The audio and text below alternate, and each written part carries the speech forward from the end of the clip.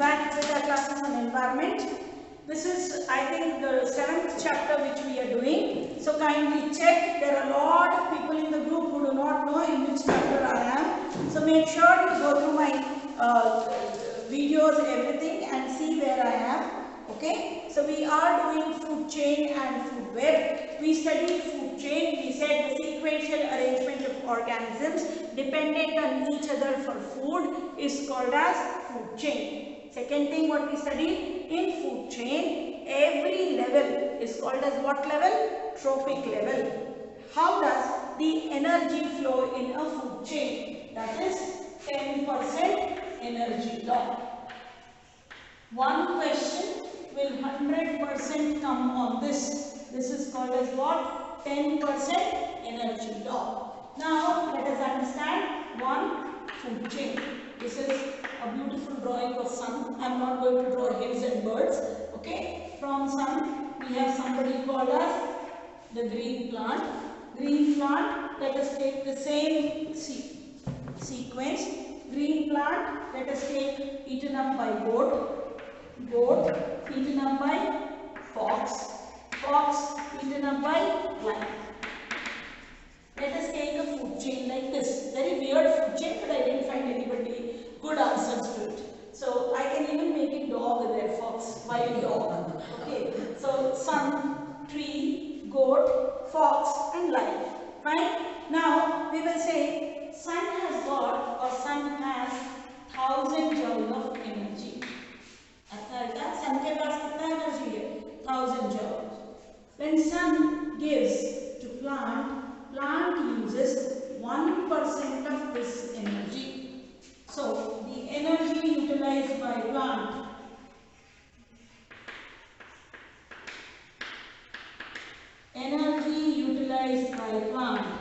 is what? 1% of 1000 joules. How do you calculate percent? 1 by 100 into 1000. So 1 by 100 into 1000. How much did the plant get?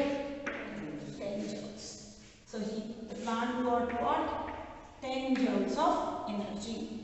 Mikiro energy it is all sent back to the environment. Now this plant has 10 joules. Now goat will eat it. How much will goat get? 10% of 10 joules. Batayega? It will get only 10% of 10 joules. So energy obtained by goat is 10 by 100 into, correct no? 10 by 100 into 10. So it is getting how much? 10%. So this gets cancelled. So goat gets how much? 1 joule. Correct? Now from goat is eaten up by fox. This will also get what? 10%. So now fox will get how much energy? 10 by 100 into 1. So this will be how much? This and this gets cancelled. 0.1 joules. Correct? So this fox will get what? 0.1 joule. So now we have to calculate what? Lion. So lion will get how much? 10% of 0.1 joule. So 10 by 100 into 0.1. So again this gets cancelled. So it becomes what? 0.01 joules. So this is called as what law? 10% energy law. From sun to green plant, 1%. And from every other place, only 10% of the energy is utilized and rest all is released. It is released back to the environment. Second point in energy transmission. The transmission of energy is always unidirectional. That is from sun to the lion, never from lion back to the sun. You don't see lion in one jungle. Today I am going to see and give energy to the sun, say shani shani. Nothing like that happens. Okay, so the energy only transfers from sun to the lion and never from lion to sun. Lion dies, there is recycling of material, but there is no energy energy transferred back to sun. Sun gives energy due to nuclear reactions that are taking place inside it, and the lion has no role in that nuclear reactions. So basically, first thing, sun to green plant 1% and every other place 10%. Second, the flow of energy in an ecosystem is always unidirectional from the sun to the largest carnivore. Okay. Now, third thing. See, if I am a vegetarian, you know what I am vegetarian? Vegetarian andre not vegetarian illa gotta kekale tinbodu bere kade tinnokagalla anta. Pure vegetarian. I am not talking about vegan. Nam tara kachara vegetarian. Okay. So if I am a vegetarian, I will directly eat green plant. Yes or no? All my sources are what? Plant sources. So that logic. So where goat is, here I am. Correct? Because I am directly eating green plant. That does not mean you tie me to a mango tree and say eat it. Understood what I am talking? Vegetarians will eat only plant source. So the amount of energy that a vegetarian gets according to 10% energy law is more than the person who eats non-veg. Yes or no? Because vegetarian directly eats the plant. So it is a myth that plant eating people do not have much energy, or Brahman hatra ella shakti iralla. It is all bakwas. If you are a vegetarian, you get more energy according to 10% energy law, because you come closer to the green plant. So the amount of energy that you get is more. But if goat is eaten up by man, then the amount of energy you get becomes less. So it is a myth that vegetarians do not have energy, and those who eat egg, meat have more energy. You can prove by this 10% energy law. Second, another thing, when you talk about these 10% energy law and the food chain, the size of the food chain is lesser, more is the energy obtained. If the size of the food chain increases, the energy decreases, because at every stage only 10% is absorbed and 90% is given back to the surrounding. Understood what I said? So 4 things you should know. Why should the food chain be short? Food chain should be short because at every level only 10% of the energy is utilized and rest all is dissipated back to the environment or given back to the environment. Flow of energy in an ecosystem is always unidirectional from sun to the top carnivore or the largest carnivore or the tertiary consumer. Okay? Third thing, from sun to green plant 1%.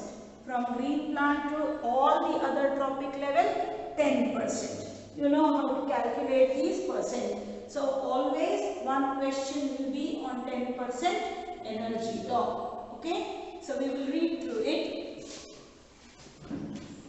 We know that the food we eat, I think we read this, no? First, the flow of energy in forms which cannot be, the flow of energy between various components of the environment has been extensively studied, and it has been found that green plant in a terrestrial ecosystem capture 1% of sunlight. We did here 1% of sunlight. So 1% of sunlight that falls on their leaves and converts it into food energy. When green plants are eaten by primary consumer, a great deal of energy is lost as heat to environment.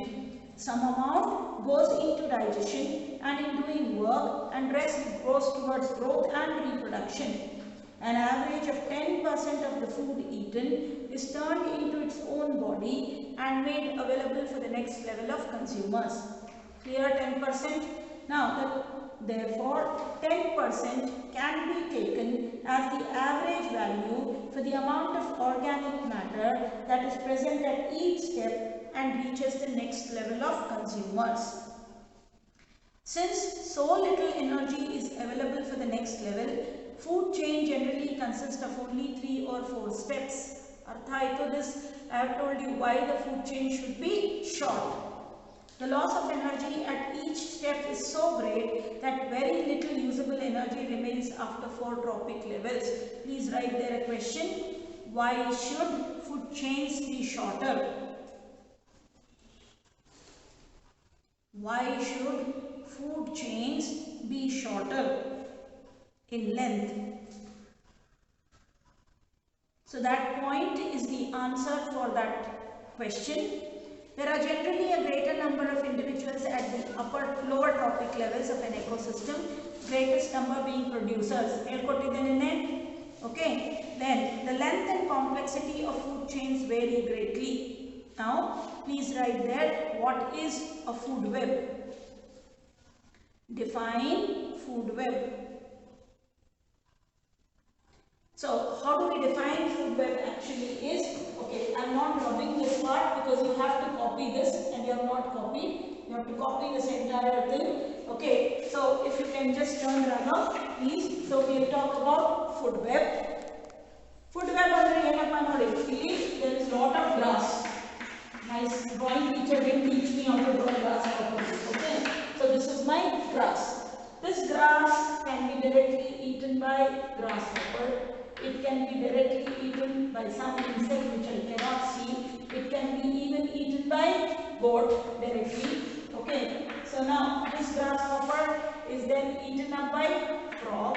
Frog is eaten up by snake. Okay, the insect also can be eaten up by frog, and frog can be eaten up by snake. Goat can be eaten up by dog. Dog can be bit by dog. Dice. Okay, chalo. So what is happening? I have to make some nonsense. Dog is also not eaten up by snake, and finally snake is eaten up by what? Hawk or eagle. So what happens?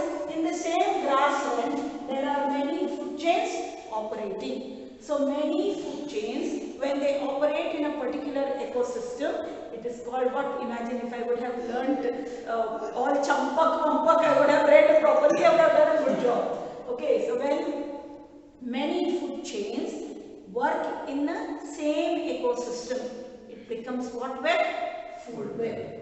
Understood? So this is called as what? Food web. Many food chains equally, and please don't learn and spend time on drawing the dog and drawing the grasshopper and telling your mom that she has told me to draw. I myself don't know how to draw, so please don't do all that nonsense, because every year I have one namuna from the 10th batch who will be sitting and shading the grasshopper and drawing that food web diagram, which will take nearly 10 days.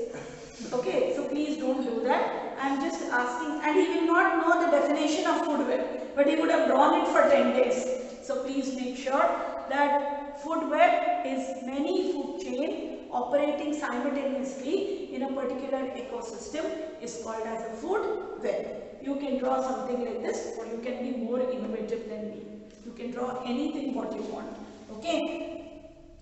From the energy flow diagram, two things become very clear.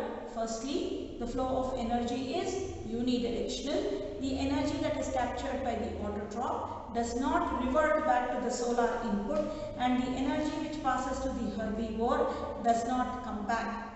As it moves progressively through various trophic levels, it is no longer available to the previous level. So, please write a note on flow of energy in an ecosystem. Write a note on the flow of energy in an ecosystem.